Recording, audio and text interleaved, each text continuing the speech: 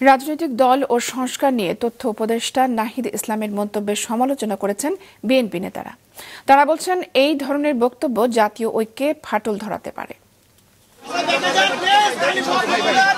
যুক্তরাজ্যে ১.৫ সপ্তাহ সফর শেষে আজ দুপুরে ঢাকায় হযরত শাহজালাল আন্তর্জাতিক বিমানবন্দরে পৌঁছান বিএনপি মহাসচিব মির্জা ফখরুল ইসলাম আলমগীর।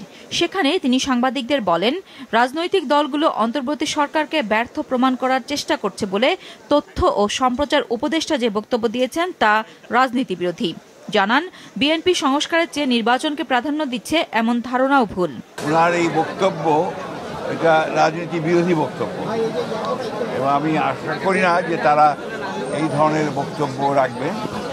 রাজনৈতিক দলগুলো সবসময়ই এই অন্তর্বর্তী সরকারকে সমর্থন করেছে এবং সমর্থন করার উদ্দেশ্য একটা আছে, এটা হচ্ছে গণতন্ত্রকে পুনঃপ্রতিষ্ঠা করা, রেস্টোরেশন অফ ডেমোক্রেসি।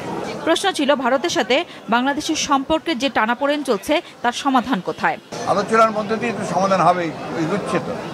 এদিকে জাতীয় প্রেস ক্লাবে এক আলোচনা সভায় বিএনপির স্থায়ী কমিটির সদস্য অবসরপ্রাপ্ত মেজর হাফিজ উদ্দিন বলেছেন, ভারত প্রতিবেশী দেশগুলোকে বিষিয়ে তুলেছে।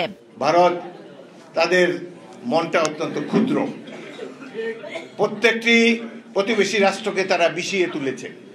প্রত্যেকটি প্রতিবেশী রাষ্ট্র আজ তাদের বিরুদ্ধে।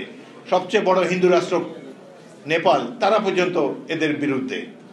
কারণ তারা এই যে দাদাগিরি করে প্রতিবেশীকে দাবিয়ে রাখতে চায়, এটি একবিংশ শতাব্দী মানুষ তো গ্রহণ করবে না। বাংলাদেশ তো মোটেই না যারা যুদ্ধ করে স্বাধীন হয়েছে।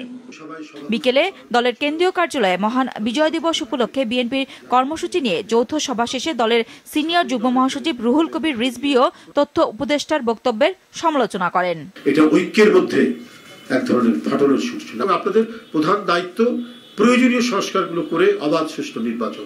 একটা নির্বাচন কি তাহলে মানে গণতন্ত্রের অন্য উপাদানের চাইতে সেটা কি ভিন্ন কিছু নাকি? যে নির্বাচনের কথা শুনলেই কেন যেন রিয়াকশন হচ্ছে কোনো এক জায়গায়, বরং নির্বাচনটাই তো হচ্ছে সবচাইতে বড় উপাদান গণতন্ত্রের চর্চার জন্য, গণতন্ত্রের বিকাশের জন্য।